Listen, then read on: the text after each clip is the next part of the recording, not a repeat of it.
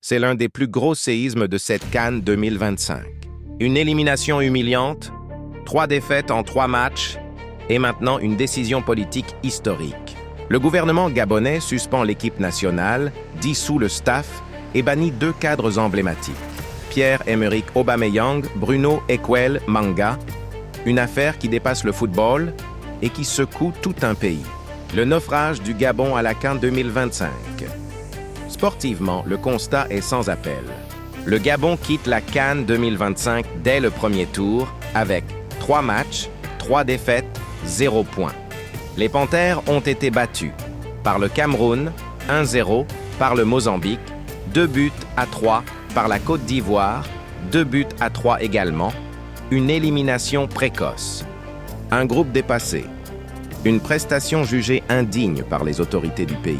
Une réaction politique sans précédent. Après la défaite contre la Côte d'Ivoire, le ministre des Sports gabonais par intérim, Simplice Désiré Mamboula, prend la parole en direct à la télévision nationale.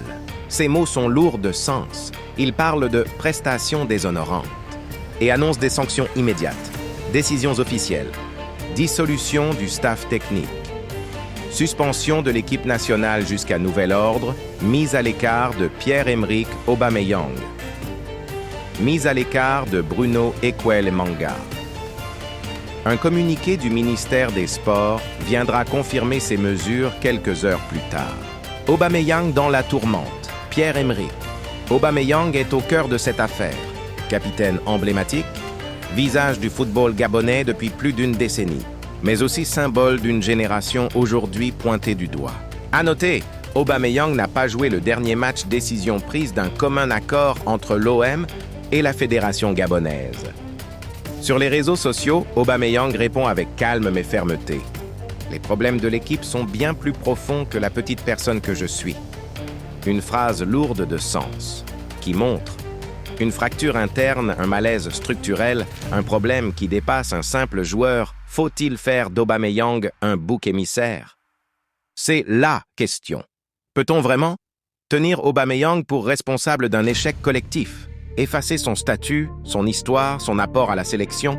Ou assiste-t-on à un règlement de compte, une volonté de frapper fort, une tentative de refondation autoritaire?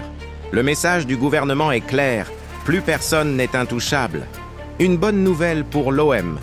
Ironie du sort, cette crise gabonaise pourrait profiter à l'Olympique de Marseille. Avec l'élimination rapide, Aubameyang devrait rentrer plus tôt que prévu. Il serait disponible pour le Trophée des Champions entre l'Olympique de Marseille et le Paris Saint-Germain le 8 janvier prochain.